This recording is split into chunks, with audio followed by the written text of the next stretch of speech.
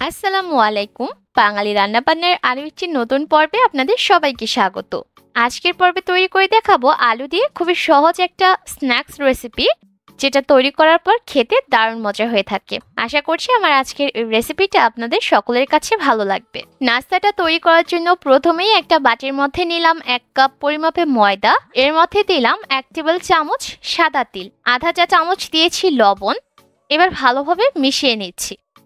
মেশানো হয়ে গেলে এর মধ্যে দিয়ে দেব 1 টেবিল চামচ রান্নার রেগুলার তেল।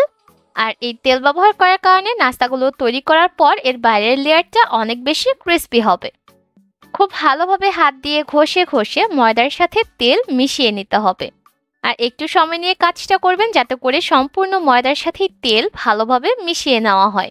ভালোভাবে যখন ময়দার সাথে তেল মিশিয়ে নেওয়া হয়ে যাবে, তখন এর মধ্যে অল্প অল্প করে নর্মাল পানি দিয়ে একটা খামির তৈরি করতে হবে। তবে পানিটাকে একেবারে দেওয়া যাবে না, অল্প অল্প করে দিতে হবে আর মিশিয়ে নিতে হবে। আর এভাবে করে মিশিয়ে নিতে নিতেই দেখবেন এটা সফট একটা খামিরে পরিণত হবে। এরই মধ্যে খামিরটা মাখিয়ে নেওয়া হয়ে গেছে। এবার এই খামিরটাকে একটা ভেজা নিংড়ানো সুতি কাপড় দিয়ে ঢেকে রাখবো কমপক্ষে 20 মিনিটের মতো। এবার চলে যাচ্ছি নাস্তাটার জন্য আলুর পুর তৈরি করতে। তার জন্য চুলায় একটা প্যান বসিয়ে দিয়েছি আর এর মধ্যে নিয়েছি 2 টেবিল চামচ রান্নার রেগুলার তেল। তেল গরম হয়ে এলে এর মধ্যে দিয়ে দিলাম 1 চা চামচ 5 ফোড়ন। এবার এই 5 ফোড়নগুলোকে ভেজে নিচ্ছি। আর যখন এর থেকে সুন্দর একটা ঘ্রাণ বের হবে, ঠিক সেই পর্যায়ে এর মধ্যে দিয়ে দিলাম 1/3 কাপ পেঁয়াজ কুচি। এবার পেঁয়াজগুলোকে কিছুক্ষণ ভেজে নিচ্ছি। আর চুলার আঁচটাকে আমি এই পর্যায়ে মিডিয়াম হিটে রেখেছি। মিডিয়াম হিটে রেখেই পেঁয়াজগুলোকে ভেজে নিতে হবে। কোনোভাবেই কিন্তু পেঁয়াজগুলোকে পুড়িয়ে ফেলা যাবে না। যখন পেঁয়াজগুলো ভাজতে ভাজতে এর মধ্যে সুন্দর একটা বাদামি রং আসতে শুরু করবে, ঠিক সেই পর্যায়ে আমি এর মধ্যে দিয়ে দিলাম গাজর কুচি। এখানে 1/4 কাপ আছে। স্বাদ অনুযায়ী দিয়েছি কাঁচামরিচ কুচি। এবার এই সব কিছুকে আরো কিছুক্ষণ ভেজে নিচ্ছি। আর যখন পেঁয়াজ আর গাজর ভাজতে ভাজতে একটু নরম হয়ে যাবে, ঠিক সেই পর্যায়ে আমি এর মধ্যে দিয়ে দিলাম আধা চা চামচ আদা রসুন বাটা। এবার আদা রসুনের সাথে ভালোভাবে ভেজে নিচ্ছি, এতে করে আদা রসুনের কাঁচা গন্ধটা চলে যাবে। আর এই পর্যায়ে চুলার আঁচটাকে আমি একদম লো হিটে করে দিয়েছি। এবার এর মধ্যে বাকি গুঁড়া মশলাগুলো যোগ করব।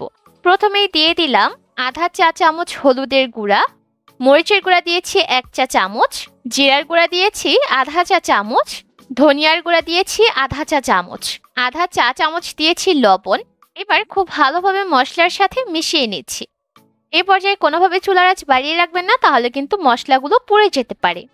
ভালোভাবে মিশানো হয়ে গেলে এর মধ্যে সামান্য একটু পানি দিয়ে দিলাম মশলাগুলোকে ভালোভাবে কষিয়ে নেওয়ার জন্য, আর যাতে মশলার কাঁচা গন্ধটাও চলে যায়।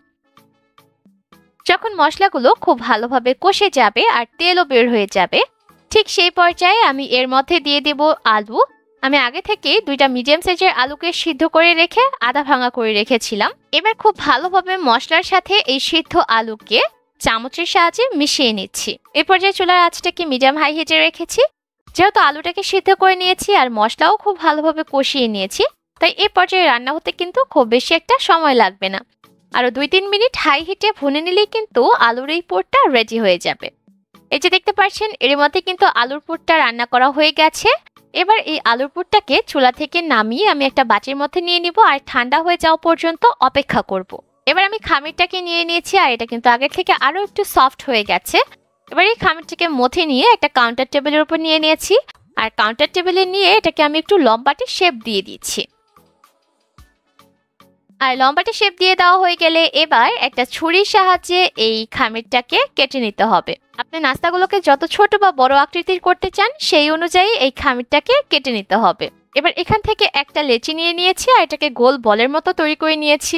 এবার কাউন্টার টেবিলের উপর রেখে হাত দিয়ে একটু চ্যাপটা করে দিচ্ছি আর চারিপাশে একটু শুকনো ময়দা ছড়িয়ে দিয়েছি। এবার বেলুনের সাহায্যে এই রুটিটাকে পাতলা হওয়া পর্যন্ত বেলে নিতে হবে। আর কাউন্টার টেবিলে অবশ্যই শুকনো ময়দা ছড়িয়ে নেবেন, এতে করে রুটিটা কাউন্টার টেবিলের গায়ে আটকে যাবে না। চেষ্টা করবেন যতটা সম্ভব পাতলা করে এই রুটিটাকে বেলে নেওয়ার, এতে করে স্ন্যাক্সগুলো তৈরি করার পর অনেক বেশি ক্রিস্পি হবে। এর মধ্যে কিন্তু রুটিটা বেলে নেওয়া হয়ে গেছে। এটাকে কিন্তু আমি যথেষ্ট পাতলা করেই বেলে নিয়েছি। যে আলুর পুরটা আমি তৈরি করে রেখেছিলাম, সেই আলুর পুরটা রুটির মাঝ বরাবর দিয়ে দিতে হবে। আর অবশ্যই এই পুরটা ঠান্ডা হয়ে যাওয়ার পরই ব্যবহার করতে হবে। একটু লম্বাটে করে আমি এই পুরটাকে দিয়ে দিচ্ছি 4 কোণা শেপ করে। আর দিয়ে দেওয়া হয়ে গেলে এবার রুটির চারি সাইডে আমি পানি লাগিয়ে দিচ্ছি। এতে করে যখন রুটিটা ভাঁজ করব খুব সুন্দরভাবে আটকে থাকবে। পানি লাগিয়ে নেওয়া হয়ে গেলে এবার আমি ফোল্ড করে নিচ্ছি। প্রথমে একটা সাইড থেকে রুটি টেনে এনে মাঝে দিয়ে দিতে হবে। তারপর একইভাবে করে অপর সাইড থেকেও রুটি টেনে এনে মাঝ বরাবর দিয়ে দিতে হবে। তারপর বাকি সাইডগুলোকেও একইভাবে করে আটকে দিতে হবে।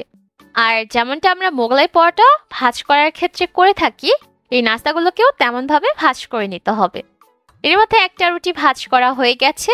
একইভাবে করে আমি বাকি রুটিগুলোকেও ভাঁজ করে নেব আর চলে যাব এগুলোকে ভাজতে। নাস্তাগুলোকে ভাজার জন্য চুলায় পর্যাপ্ত পরিমাণ তেল আমি মিডিয়াম হিটে গরম করে নিয়েছি। আর এর মধ্যে আমি প্রথমেই 2টা নাস্তা দিয়ে দিলাম। আর চুলার আঁচটাকে শুরু থেকে শেষ পর্যন্ত মিডিয়াম হিটে রাখতে হবে। এতে করে দেখা যাবে নাস্তার ভেতরের অংশ খুব ভালোভাবে সিদ্ধ হবে আর বাইরের অংশটাও খুব সুন্দরভাবে ক্রিস্পি হবে। একটা সাইড যখন হালকা একটু ভাজা হয়ে যাবে তখন এই নাস্তাগুলোকে উল্টে দিতে হবে। আমি 2টা চামচ ব্যবহার করছি এই নাস্তাগুলোকে উল্টানোর জন্য। একটা চামচ দিয়ে ব্যবহার করলে কিন্তু হাঁড়ির থেকে তেল ছিটে আসতে পারে, তাই অবশ্যই 2টা চামচ ব্যবহার করে নাস্তাগুলোকে উল্টে দিবেন। আর এভাবে করে কিছুক্ষণ পরপরই এই নাস্তাগুলোকে উল্টে পাল্টে দিতে হবে যতক্ষণ না পর্যন্ত এর মধ্যে সুন্দর বাদামি রং চলে আসে। আর যতটা সময় নিয়ে ভাজতে পারবেন নাস্তাগুলো ভাজার পর তত বেশি ক্রিস্পি হবে। এর মধ্যে নাস্তাগুলোর মধ্যে সুন্দর রং চলে এসেছে। এবার নাস্তাগুলোকে চুলা থেকে নামিয়ে নেব। একইভাবে করে পরের ব্যাচের নাস্তাগুলোকেও ভেজে নেব।